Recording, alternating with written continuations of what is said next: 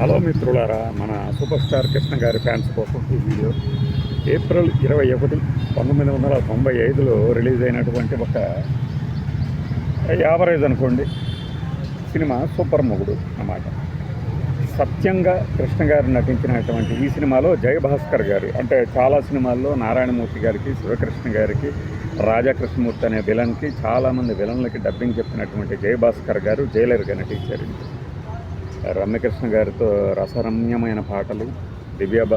దివ్యవాణి అని ఆ మధ్య టీడీపీ నుంచి బయటికి వచ్చేసి బీజేపీలో జాయిన్ అయింది ఒక నటీమణి. అప్పట్లో బాబు బొమ్మ అని పిలిచేవాళ్ళు. ఇది మన పెళ్లి పుస్తకం ఆ సినిమాల్లో ఉంది కాబట్టి.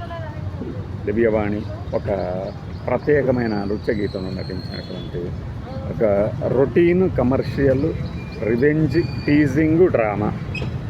సింపుల్గా ఒక లైన్లో చెప్పాలంటే కోటి గారు ఇచ్చినటువంటి రసరమ్య గుళికల్ లాంటి పాటలు అప్పట్లో సంచలనం. ఏది కోటి గారు, సుమను, శరత్ ఈ కాంబినేషన్లో వచ్చిన అల్లుడు సిరీస్తో మంచి పాటలు వచ్చాయన్నమాట. చిన్న అల్లుడు, దొంగల్లుడు, కలెక్టర్ గారు అల్లుడు, హలో అల్లుడు, బావా మరిది. ఆ తర్వాత కృష్ణ గారితో శరత్ గారు తీసినటువంటి సినిమా డైరెక్షన్.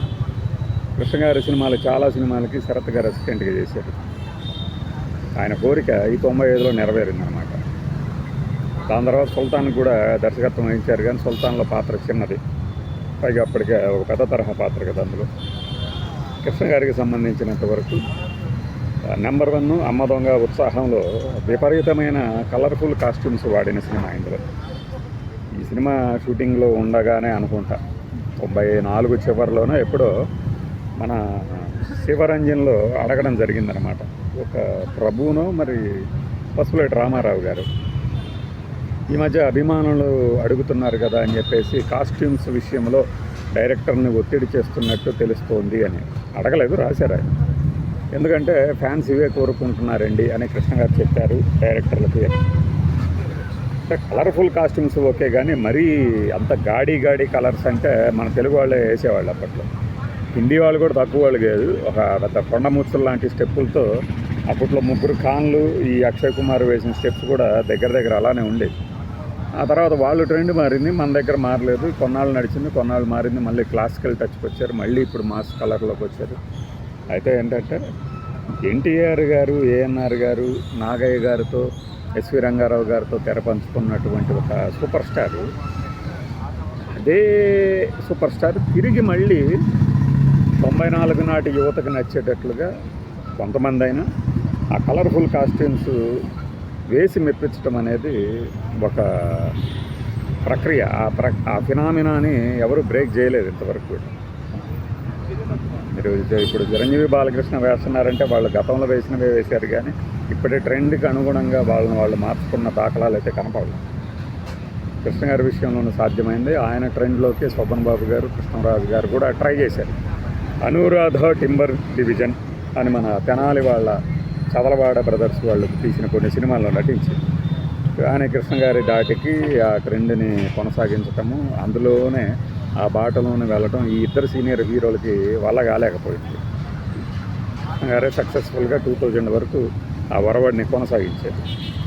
ఇందులో ఏమీ లేదు. ఇద్దరు చనిపోతారు అనుకుంటున్నటువంటి యువకులు, ఒకరేమో తన ఆస్తి కోసం తాతగారి వీలునామా ప్రకారం పెళ్లి చేసుకొని ఆ తర్వాత విడాకులు ఇచ్చేసి ఆస్తి ఎంజాయ్ చేయొచ్చు అనే రమ్య పాత్రలో రమ్యకృష్ణ, ఒక మంచితనం మూర్తి వహించినటువంటి కథానాయకుడి పాత్రలో కృష్ణ గారు. ఇద్దరు పెళ్లి చేసుకున్న తర్వాత తిరిగి ఎవరి దారిన వాళ్ళు ఉంటే కృష్ణ గారు చనిపోయారు అని రమ్యకృష్ణ గారు చనిపోయి ఉంటుంది అని కృష్ణ గారు అనుకుంటారు. కానీ ఒక దశలో కృష్ణ గారికి తెలుస్తుంది తన భార్య బతికే ఉందని.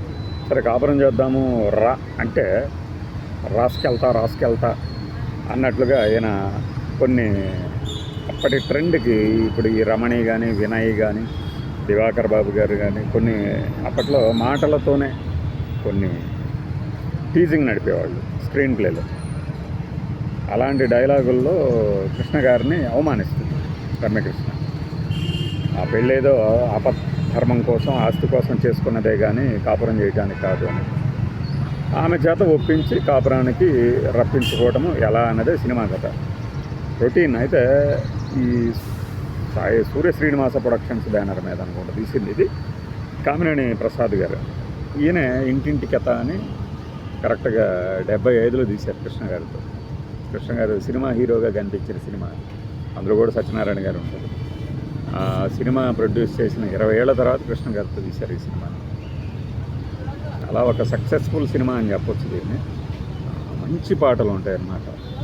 ఇది అందాల పేట అమ్మాయిది, పర్వాల వేట అబ్బాయిది అని ఒక పాట, ఇంకా శృంగార సూపర్ మొగుడ ఒకటి, అన్ని 6 పాటలు అద్భుతంగా ఉంటాయి. అందులో ఇప్పుడు కృష్ణ గారి స్టెప్స్ని ఎగతాళి చేసేవాళ్ళు కానీ అనుకరించడం కానీ అంత సాధ్యమయ్యేది కాదు. మీరు ఈ పాటలలో ఆయన చూపించిన భంగిమలు అనుకోండి, నృత్య కదలికలు అనుకోండి, వాటిని ఒకదాన్ని ఎవరైనా రీప్రొడ్యూస్ చేయమనండి చాలు. యాజ్ టీజ్గా ఆయన చేసినట్లే స్పెట్స్ పెడతారు, ముందు హీరోయిన్ డాన్స్ డైరెక్టర్ చేస్తారు తప్పితే రిహార్సల్స్ ఉండవు.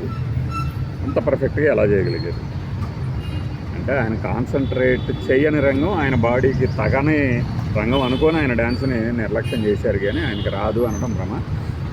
ఇందులో ఇక మన బ్రహ్మానందం గారి కామెడీ ఉంటుంది.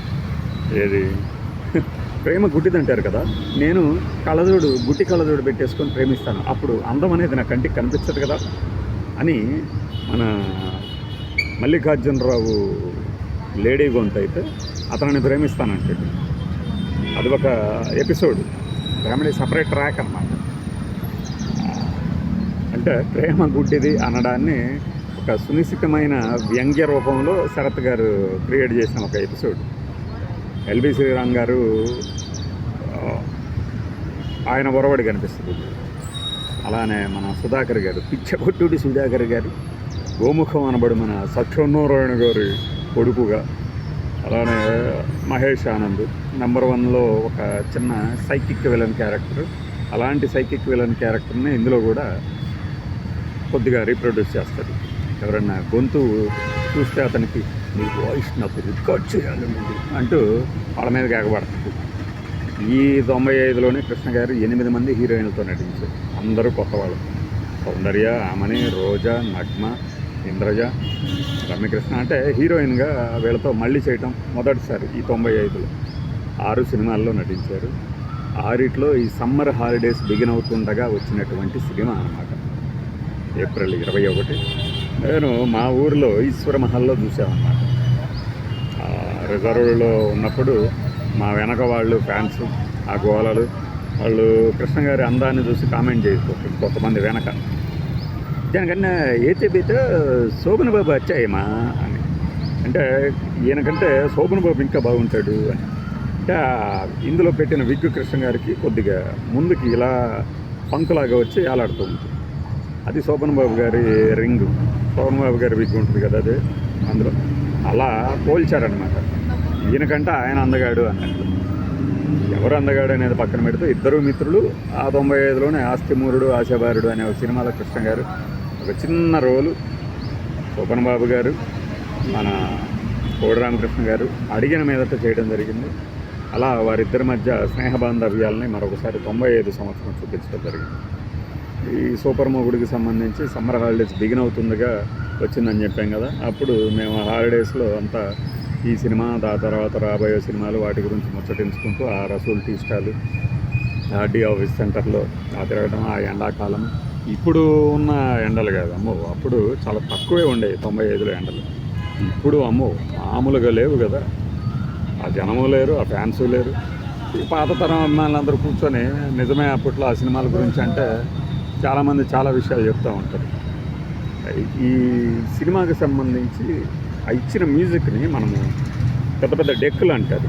ఇప్పుడు మన స్టీరియోఫోనిక్ సౌండ్స్, మనకి సౌండ్ సిస్టమ్, మ్యూజిక్ సిస్టమ్ ఇంట్లో పెట్టుకొని ఉంటాం కదా, అలాంటివి అవి పెద్దవి పెట్టుకొని ఉంటున్నప్పుడు మైన్యూట్ డీటెయిల్స్ కూడా వినిపించే విధంగా మ్యూజిక్ ఇచ్చారు కోటిది. ఇది సూపర్ మొగుడికి సంబంధించినటువంటి నా జ్ఞాపకం. బై.